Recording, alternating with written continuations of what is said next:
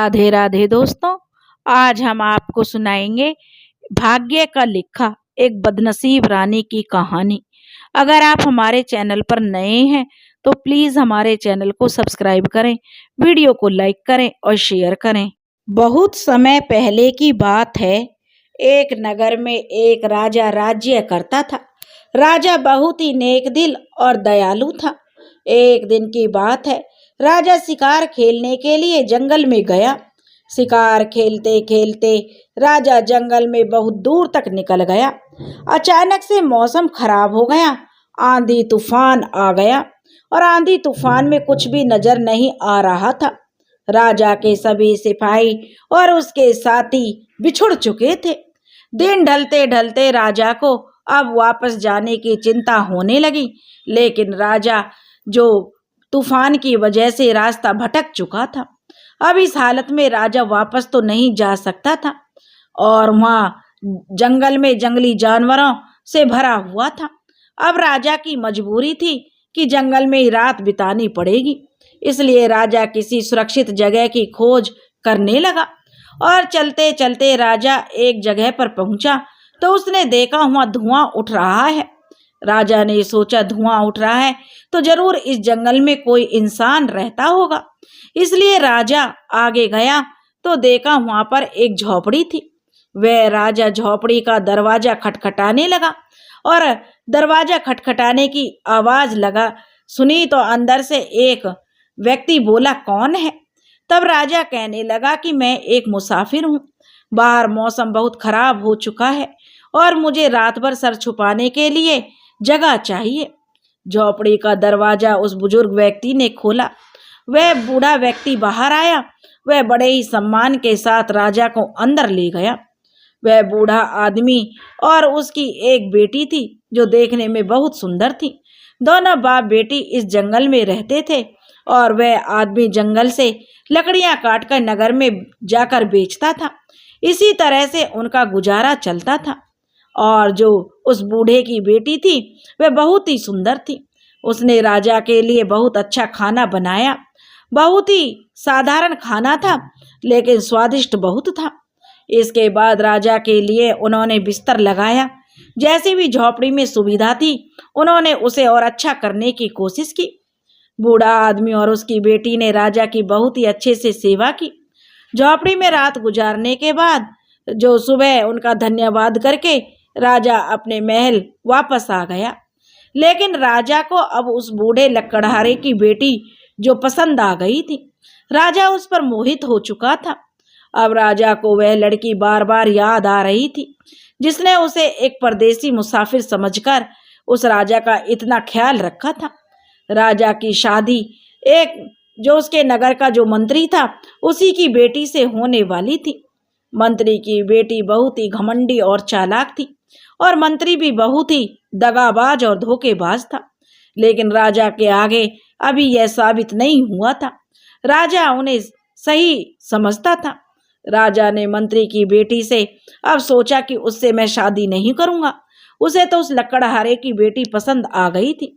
राजा ने अब मंत्री की बेटी से शादी करने के लिए इनकार कर दिया और फैसला किया कि वह जंगल में रहने वाले उस लकड़हारे की बेटी से शादी करेगा। इस तरह से राजा उस लकड़हारे की बेटी से शादी के लिए जो सोचने लगा, उधर लकड़हारे की बेटी बड़ी ही संस्कारी थी। जंगल में अपने पिता के साथ रहती थी, लेकिन जंगल में ही वह बहुत ही पूजा पाठ किया करती थी। जंगली जानवरों की भी सेवा किया करती थी और जंगल से फल तोड़कर लाती थी और अपने पिता के लिए खाना बनाती, लकड़ियां लाती। वह बहुत ही संस्कारी लड़की थी। अब राजा जो उस लकड़हारे के पास गया और कहने लगा लकड़हारे से, बाबा मैं आपकी बेटी से शादी करना चाहता हूँ। लकड़हारा कहने लगा, महाराज यह आप क्या मजाक कर रहे हैं? कहाँ राजा भोज और कहाँ गंगू तेली? राजा कहने लगा, बाबा मुझे तुम्हारी बेटी पसंद है।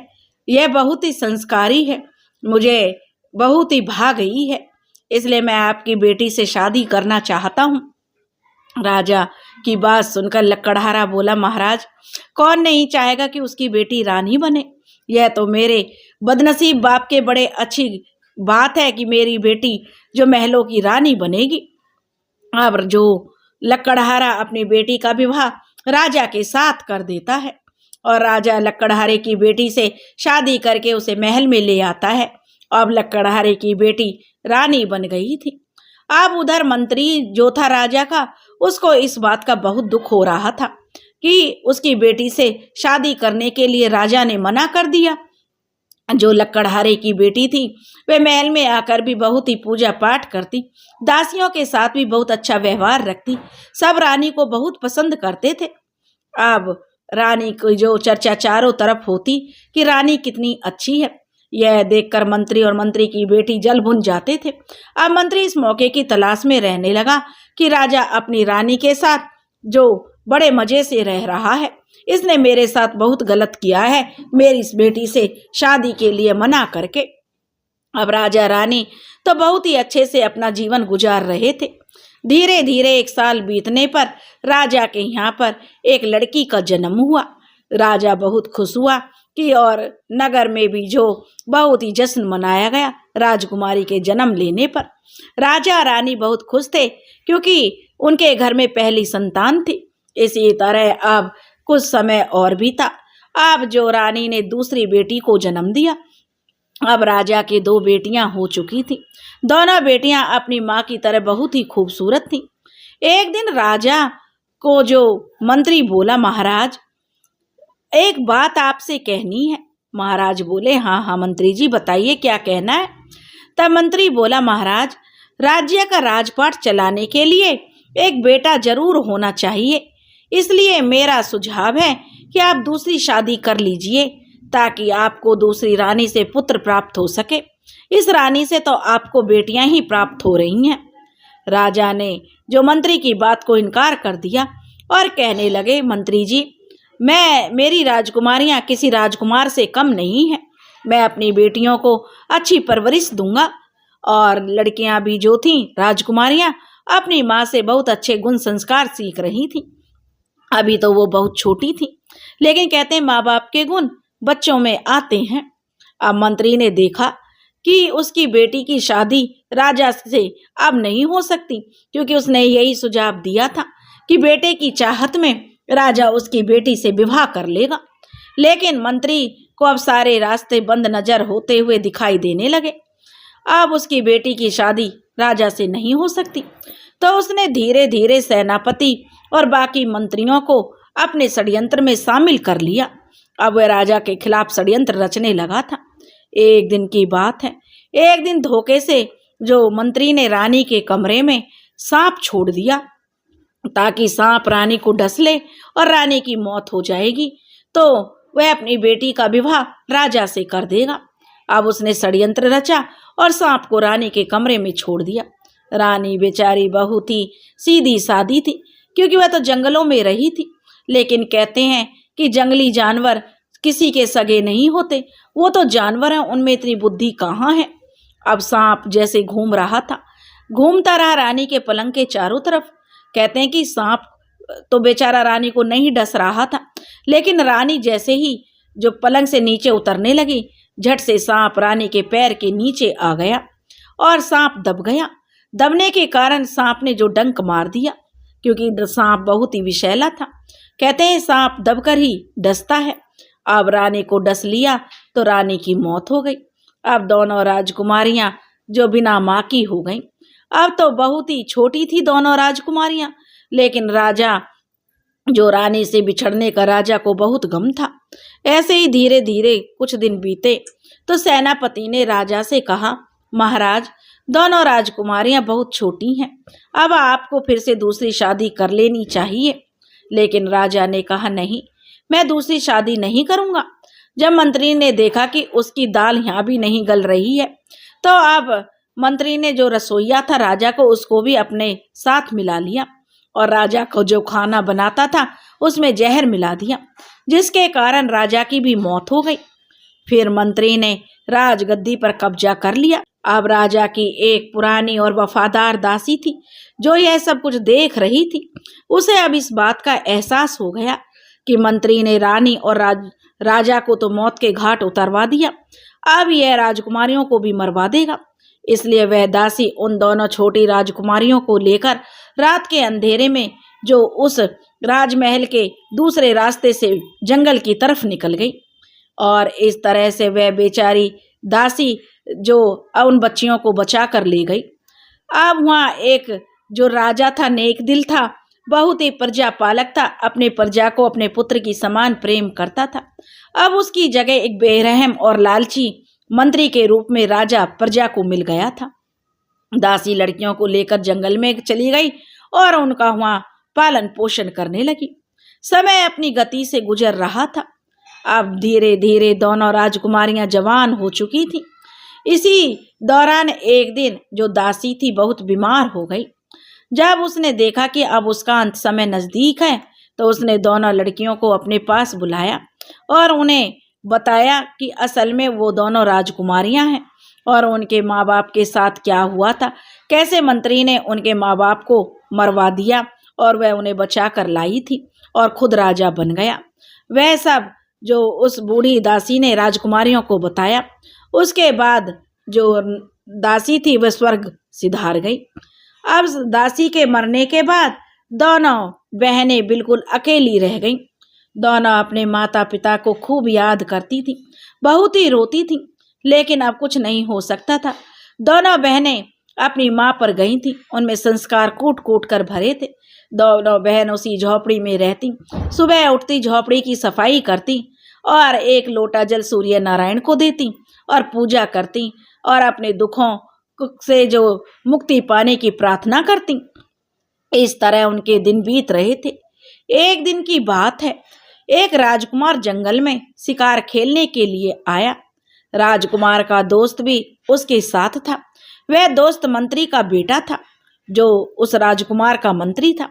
और वे जंगल में जो थक गए थे और उन्हें भूख भी लगने लगी थी। अब राजकुमार का जो दोस्त था, उसने 2 तीतरों का शिकार किया और फिर अपने राजकुमार दोस्त के लिए उनका मांस पकाने लगा और खुद राजकुमार जो था वह एक घने पेड़ के नीचे आराम करने लगा। मंत्री के बेटे ने आग जलाकर तीतर का मांस पकाना शुरू किया।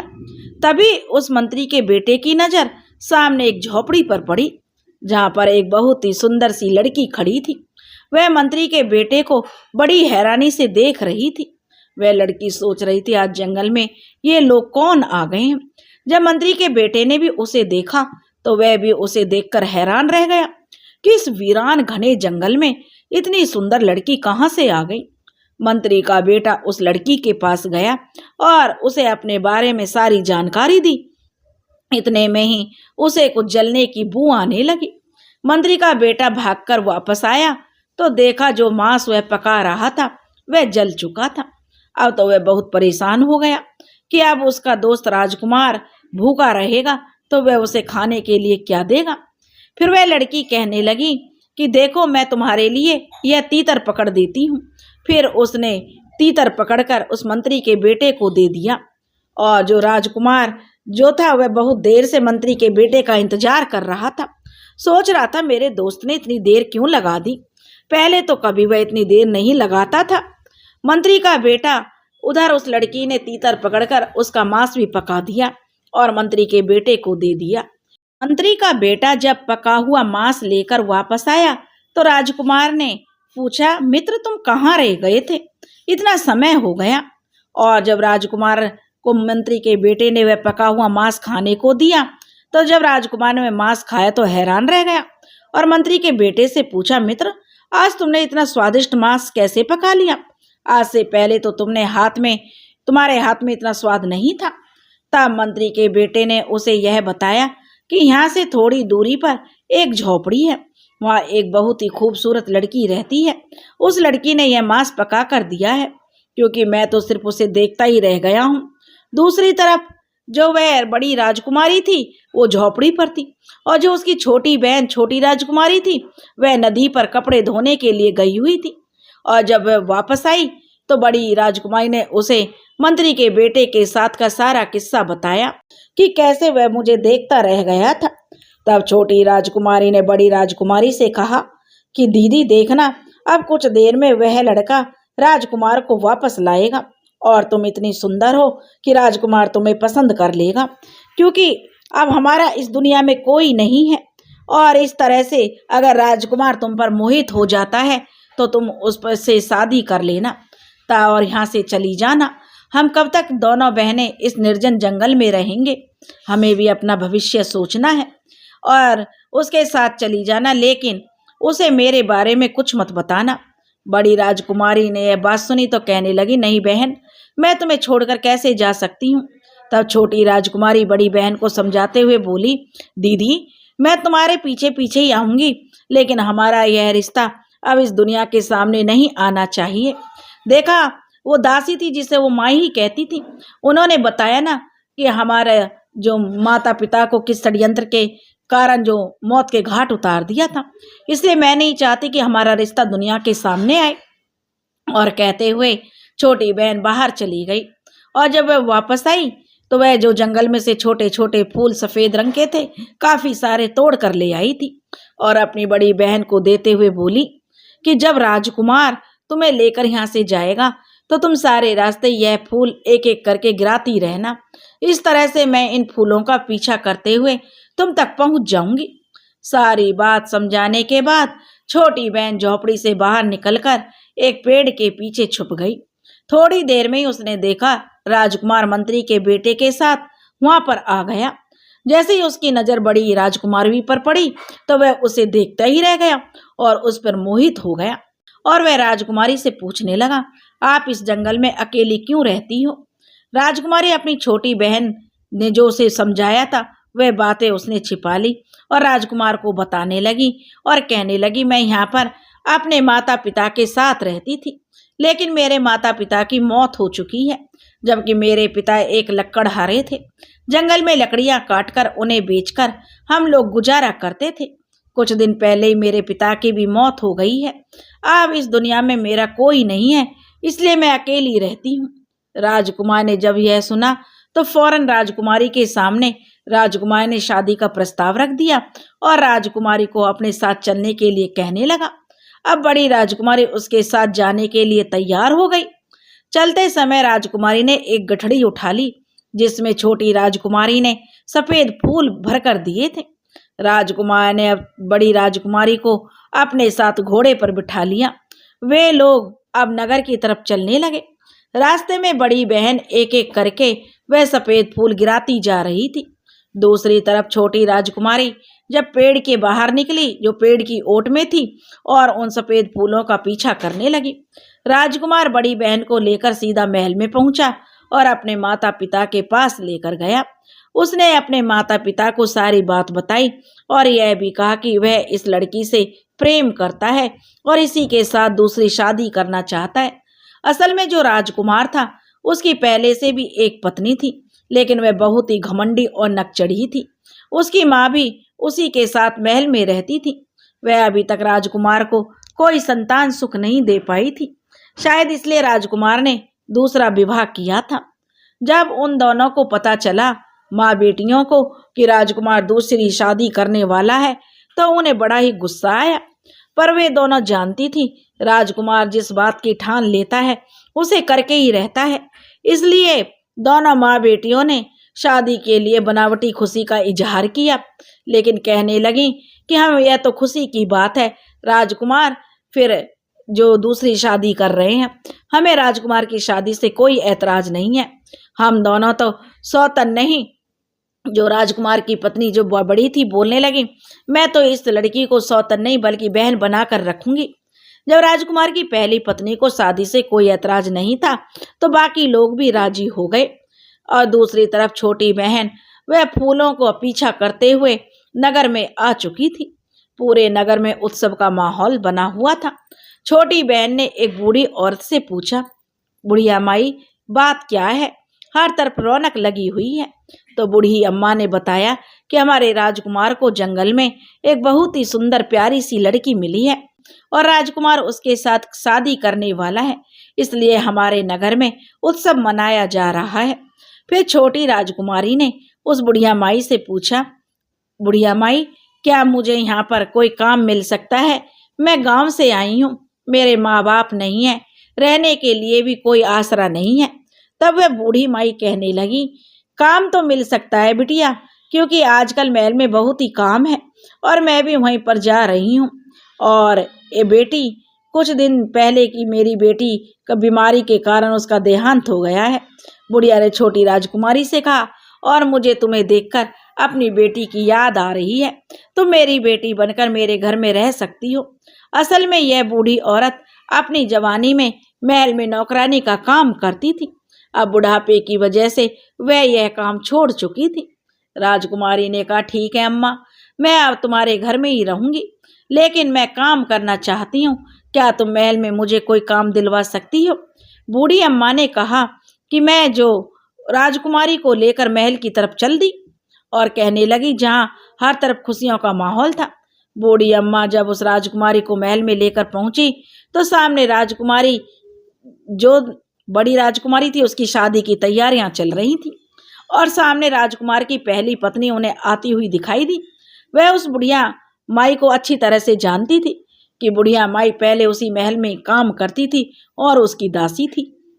बुढ़िया माई ने राजकुमार की पहली पत्नी को प्रणाम किया और कहने लगी, रानी साहिबा, यह मेरी बेटी है और आज ही गांव से आई है। इस बेचारी को माँ बाप मर चुके हैं। मेरी आपसे प्रार्थना है, आप इसे महल में दासी के रूप में रख लीजिए।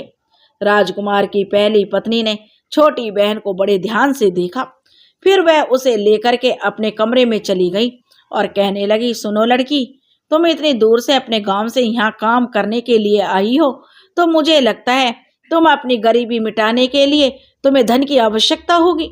अगर तुम यहाँ पर मेरी खास नौकरानी बनकर रहोगी और मेरे बताए हुए सारे काम करोगी तो मैं तुम्हें ढेर सारी दौलत दूंगी, क्योंकि बाकी सभी दासियां इस महल में पुरानी हैं और वह मेरा साथ नहीं देंगी। तुम्हें उन सब से बचकर मेरे लिए काम करना होगा। बोलो, क्या तुम्हें मंजूर है? छोटी राजकुमारी यह जान चुकी थी, यह राजकुमार की पहली पत्नी है और उसकी बातों में उसे किसी साजिश की बू आने लगी थी। बात को समझते हुए छोटी राजकुमारी जल्दी से बोली, रानी जी, मैं आपकी हर बात मानूंगी। और उसकी बात सुनकर वह रानी मुस्कुराती हुई बोली, तो अभी तो मैं रानी बनी नहीं हूँ, तब राजकुमार राजा बन जाएंगे तब मैं रानी बनूंगी। छोटी राजकुमारी कहने लगी, आप चिंता ना करें, ईश्वर ने चाहा तो आप जल्दी रानी बन जाएंगी। यह सुनकर राजकुमार की पहली पत्नी कहने लगी, तुम तो बहुत काम की चीज हो, बस तुम आज से ही महल में मेरे लिए काम करने लगो और मेरे कहे मुताबिक चलना। छोटी बहन ने कहा, जी बिल्कुल, आप बिल्कुल भी फिक्र मत कीजिए, मैं जैसा आप कहेंगी मैं वैसा ही करूंगी। आपका हर काम मैं पूरी शिद्दत से करूंगी। इसके बाद वे दोनों बड़ी राजकुमारी यानी बड़ी बहन के कमरे में जो राजकुमार जी की पत्नी थी उसे साथ लेकर गई, जो पहली वाली पत्नी थी। अब वह लड़की से कहने लगी, राजकुमार की जो उसकी बहन थी बड़ी राजकुमारी, कि यह आज से आपकी दासी है, तुम्हें जो भी काम करवाना है इससे करवा लेना। अब बड़ी बहन ने जब छोटी बहन को देखा तो वह बहुत खुश हो गई और कहने लगी, आप कितनी अच्छी हैं। राजकुमार की पहली पत्नी कहने लगी, महल में मुझे बहुत सारे काम हैं, मैं वह देखने जा रही हूँ। और उसके जाते ही फिर दोनों बहनें एक दूसरे के गले लग गई। छोटी बहन ने अपनी बड़ी बहन को यह सच्चाई नहीं बताई कि यहाँ महल में आकर उसे क्या काम करना है। 2 दिन के बाद राजकुमार की शादी बड़ी राजकुमारी के साथ हो गई। सभी लोग बहुत खुश थे सिवाय राजकुमार की पहली पत्नी के। छोटी बहन हमेशा सारा दिन अब बड़ी बहन के साथ रहती और सोचती रहती दूसरी पत्नी से कैसे छुटकारा पाया जाए। कुछ दिनों बाद बड़ी बहन गर्भवती हो गई। यह खबर राजकुमार की पहली पत्नी के लिए बहुत बुरी थी, क्योंकि वह अब तक राजकुमार को कोई भी संतान सुख नहीं दे सकी थी। दूसरी तरफ राजा, रानी और राजकुमार बहुत खुश थे। अब तो बड़ी बहन का और भी ज्यादा ख्याल रखा जाने लगा। राजकुमार अब बड़ी बहन से और भी ज्यादा प्रेम करने लगा था। इधर छोटी बहन राजकुमार की पहली पत्नी के साथ मिलकर यह सोचने में लगी हुई थी कि क्या किया जाए। अब छोटी बहन भी बहुत परेशान रहने लगी। एक दिन मौका देखकर उसने अपनी बड़ी बहन से कहा कि दीदी, हमें महल छोड़कर कहीं दूर चले जाना चाहिए। अब छोटी बहन यह भी नहीं बता सकती थी कि राजकुमार की पहली पत्नी उसकी बहन से कितना जलती है। अगर वह यह बात अपनी बहन को बता देती तो शायद उस पर कोई विश्वास नहीं करता, क्योंकि राजकुमार की जो पहली पत्नी थी सबके लिए जो सबके सामने तो बड़ी बहन को छोटी बहन मानकर बहुत ख्याल रखती थी, कभी भी सौतन जैसा उससे व्यवहार नहीं करती थी। और बड़ी बहन यह बात सुनकर कहने लगी कि छोटी, मुझे यहाँ पर सभी लोग बहुत प्यार करते हैं। मैं तो तुम्हें उसी समय से कह रही थी तुम भी मेरे साथ महल में चलो, लेकिन तुम नहीं मानी और तुमने ही कहा था कि अपना और मेरा रिश्ता सबसे छुपा कर रखना। तुम अगर कहो तो मैं अभी भी राजकुमार को सारी बात बता देती हूँ। तुम मेरी बहन हो। पर अकलमंद छोटी बहन सारी बातें जानती थी। वह इस सच्चाई को बताने से सभी लोग उन्हें झूठा ही समझेंगे, इसलिए वह सोचेंगे कि हमने जानबूझकर यह रिश्ता छिपाया है। और यह भी हो सकता है वे लोग हम दोनों को षड्यंत्रकारी या जासूस समझेंगे।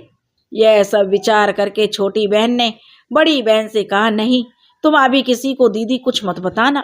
कुछ दिनों के बाद जब बच्चे पैदा होने का समय आएगा तब देखेंगे। बड़ी बहन बहुत संस्कारी थी, छोटी बहन भी, इसलिए राजा रानी भी अपनी उस बहू से बहुत प्रेम करते थे। लेकिन राजकुमार की पहली पत्नी उसे एक आंख देखकर नहीं सुहाती थी। वह तो उसे हमेशा जलन रखती थी, लेकिन दिखावा ऐसे करती जैसे वह कितना उसे प्यार करती है। अब धीरे धीरे समय बीता और बच्चे पैदा होने का समय हुआ। राजकुमार की जो पहली पत्नी थी वह छोटी बहन को बहुत सा धन देकर कहने लगी, जैसे ही बच्चा पैदा हो तो तुम उसको उठाकर मार देना और उसकी जगह पर बिल्ली का बच्चा रख देना। छोटी बहन कहने लगी कि महारानी, यह काम तो मेरे लिए बहुत ही आसान है। फिर जब बच्चे ने जन्म लिया तो दाई ने बेहोश माँ यानी कि बड़ी रानी के पास से बच्चे को उठाया और छोटी बहन को दे दिया और कहा कि इसे ले जाकर मार दो और उसकी जगह पर बिल्ली के बच्चे को रख दो। छोटी बहन ने जल्दी से बच्चे को कपड़े में लपेटा और छिपते छिपाते पिछले रास्ते से अपने घर पहुंच गई और उसने बूढ़ी अम्मा को वह बच्चा देते हुए कहा, बूढ़ी अम्मा से, अम्मा, यह बच्चा मेरी बहन का है। यह बात तुम किसी को मत बताना। इसे बकरी का दूध पिलाकर पाल लो। मैं शाम तक इसको आकर संभालती हूँ। बूढ़ी अम्मा ने अब छोटी बहन से कोई सवाल नहीं किया। वह जानती थी कि जरूर कोई बात होगी, तब क्योंकि छोटी बहन बहुत ही समझदार है और क्योंकि वह बहुत जल्दी में थी तो छोटी बहन जब महल वापस आई तो देखा पूरे महल में कोहराम मचा हुआ था। दाई ने सबको यह बात बताई कि राजकुमार की दूसरी पत्नी ने इंसान की जगह बिल्ली के बच्चे को जन्म दिया है। यह खबर सुनकर सब लोग हैरान परेशान थे और दुखी भी थे। बड़ी बहन रोती जा रही थी और कह रही थी, यह सब झूठ है, लेकिन किसी ने उसकी बात नहीं मानी और न ही उससे कोई बात कर रहा था। छोटी बहन ने एक बार फिर से अपनी बहन को कहा कि बहन, तुम मेरे साथ चलो, हम इस महल को छोड़कर अपनी दुनिया बसाएंगे। पर बड़ी बहन नहीं मानी, कहने लगी, छोटी, वह राजकुमार से बहुत प्यार करती है, इसलिए वह राजकुमार को छोड़कर नहीं जाएगी। छोटी बहन रोते हुए वापस अपने घर आ गई। उसने बूढ़ी अम्मा को सारा किस्सा सुनाया। इस पर बूढ़ी अम्मा ने कहा, बिटिया, अब जो होना था वह तो हो चुका। हम दोनों मिलकर इस बच्चे को पालेंगे। समय आने पर ईश्वर ने चाहा तो सब ठीक हो जाएगा। अब धीरे धीरे समय बीतने लगा। इस दौरान राजा की तबीयत कुछ खराब हुई और राजा की मौत हो गई। अब राजकुमार का राज तिलक करा दिया गया और उसे राजा बना दिया गया।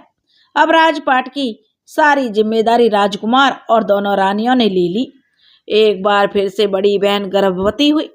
अब की बार बड़ी रानी ने छोटी बहन को बहुत सा इनाम दिया और कहा कि इस बार तुम बच्चे के जन्म पर उसकी जगह कुत्ते के बच्चे रख देना। और इस पर छोटी बहन कहने लगी कि इस बार ऐसा ना कीजिए बड़ी रानी जी, क्योंकि आपके भी कोई संतान नहीं है और राजा को भी उत्तराधिकारी की जरूरत होगी। तब बड़ी रानी गुस्से में आकर कहने लगी, अगर तुम्हें यह काम नहीं करना है तो मत करो, मैं यह काम किसी और से करवा लूंगी। इस पर छोटी बहन तुरंत बोली, अरे नहीं नहीं रानी जी, मैं तो सिर्फ मजाक कर रही थी। छोटी बहन एक बार फिर से अपनी बड़ी बहन को समझाने लगी कि यहाँ से चलो बहन, यहाँ कोई अपना नहीं है। अब तो बड़ी बहन कहने लगी, मैं रानी बन चुकी हूँ और मुझे लगता है छोटी कि तुम मुझसे जलने लगी हो। छोटी बहन अपनी बड़ी बहन की बात पर मन ही मन बहुत दुखी हो रही थी। अब धीरे धीरे समय बीता और बच्चे के जन्म का समय आया। वैसे छोटी बहन अपनी बड़ी बहन का पूरा ख्याल रखती थी। वह ऐसा दिखाती थी बड़ी रानी को कि वह उसकी कितनी हमदर्द है और कितनी वफादार है, लेकिन साथ तो वह अपनी बड़ी बहन का देती थी। लेकिन बड़ी बहन अब छोटी बहन पर विश्वास नहीं करती थी। वह सोचती थी कि मैं रानी बन गई हूँ, इसलिए मेरी छोटी बहन मुझसे जलती है। लेकिन फिर भी छोटी बहन अपनी बहन का बहुत ख्याल रखती थी। अब जो बच्चा पैदा होने का समय आया तो फिर से छोटी बहन ने बेहोश माँ के पास से बच्चा उठा लिया और दाई ने उसकी जगह पर कुत्ते का बच्चा रख दिया। छोटी बहन पहले की तरह से पिछले दरवाजों से बच्चे को लेकर अपने घर आ गई। बच्चे को बूढ़ी अम्मा को सौंपकर वह खुद उल्टे पांव वापस महल जा पहुंची। महल में आकर उसने देखा एक बार फिर से महल में कोहराम मचा हुआ था। बड़ी रानी कहने लगी, मुझे तो यह औरत लगती ही नहीं है। पहली बार इसने बिल्ली के बच्चे को जन्म दिया, दूसरी बार इसने कुत्ते के बच्चे को जन्म दिया। मैं तो कहती हूँ इसे कारागार में डाल दिया जाए, वरना अगले साल न जाने यह क्या पैदा करेगी। राजा भी अब इन सब बातों से परेशान हो चुका था। उसने अपने दोस्त मंत्री के बेटे को बुलाया, जो अपने पिता की जगह अब मंत्री बन चुका था। उसे आदेश दिया कि छोटी रानी को तुरंत कारागार में डाल दिया जाए। मंत्री के बेटे ने राजा को समझाने की बहुत कोशिश की कि न जाने मुझे क्यों लगता है छोटी रानी निर्दोष है, लेकिन राजा ने उसकी एक नहीं सुनी और आखिरकार छोटी रानी को कारागार में डाल दिया गया। अब तो बड़ी रानी बहुत खुश थी, क्योंकि सारी चीजें उसके मन मुताबिक हो रही थी। दिन बीतने लगे।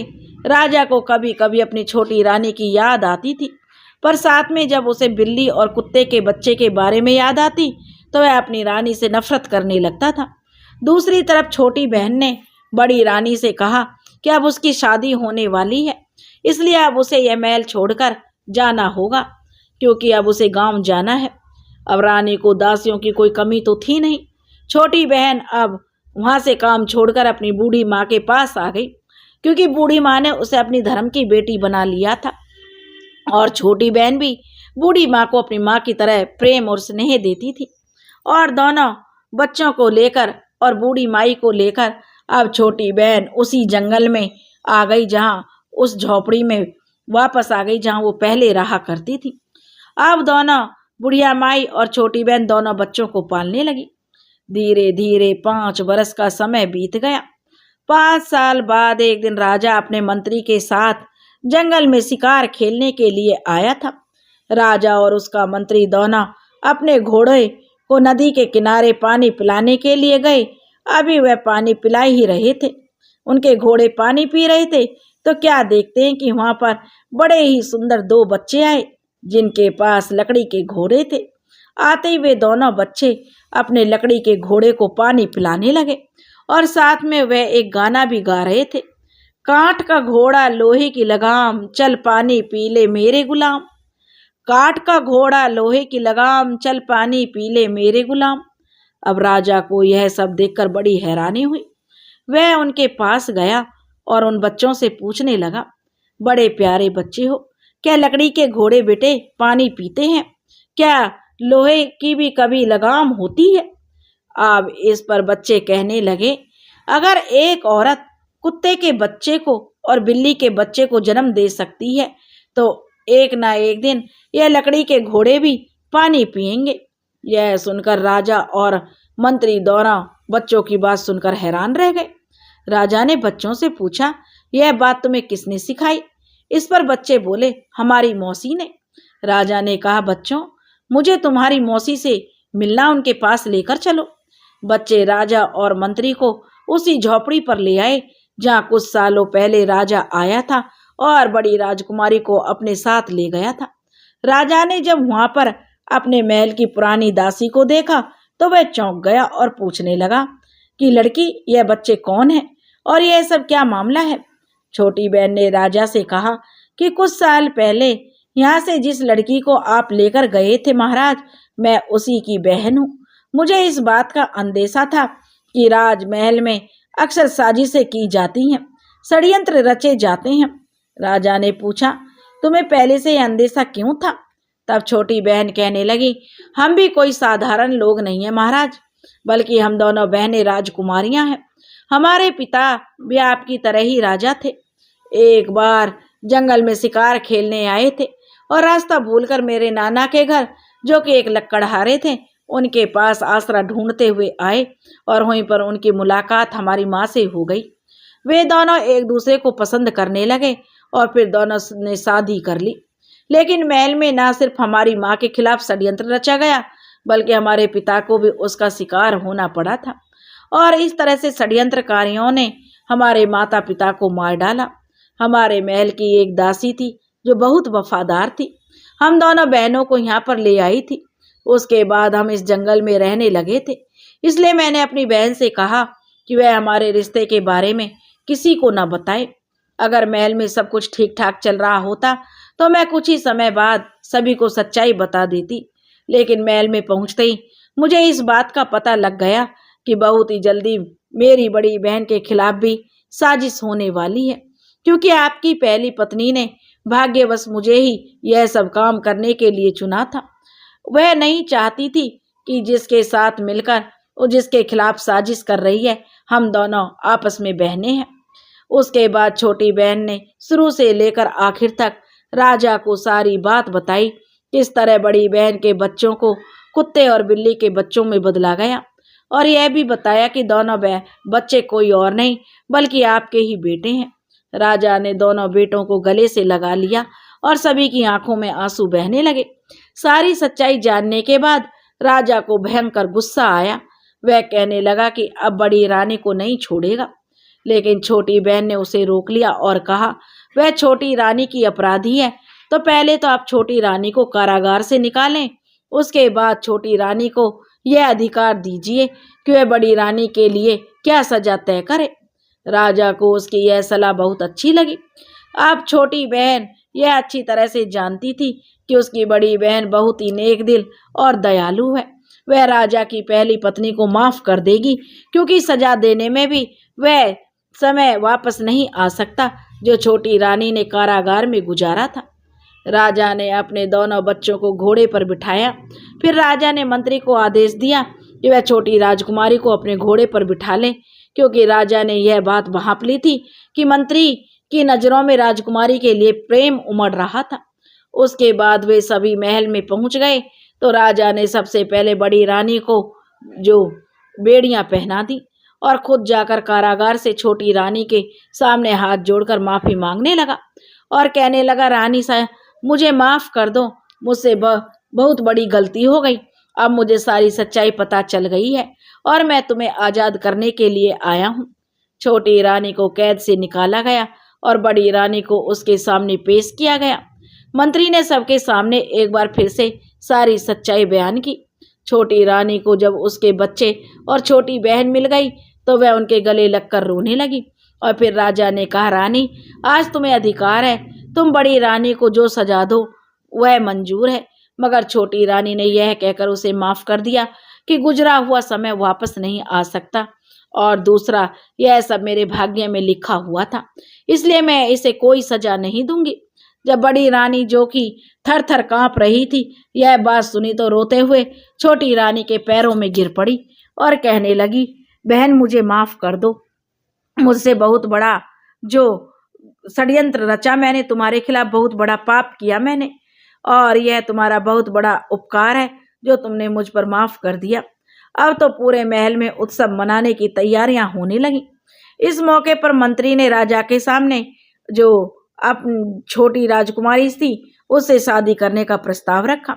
राजा ने मुस्कुराते हुए छोटी राजकुमारी की तरफ देखा तो राजकुमारी ने शर्माते हुए नजरें झुका ली। कुछ दिनों बाद बड़े धूमधाम से मंत्री और छोटी राजकुमारी की शादी कर दी गई। इसके बाद वे सभी एक खुशहाल जिंदगी बिताने लगे। दोस्तों, अगर आपको यह कहानी पसंद आई हो तो प्लीज़ हमारे चैनल को सब्सक्राइब करें, वीडियो को लाइक करें और शेयर करें। राधे राधे।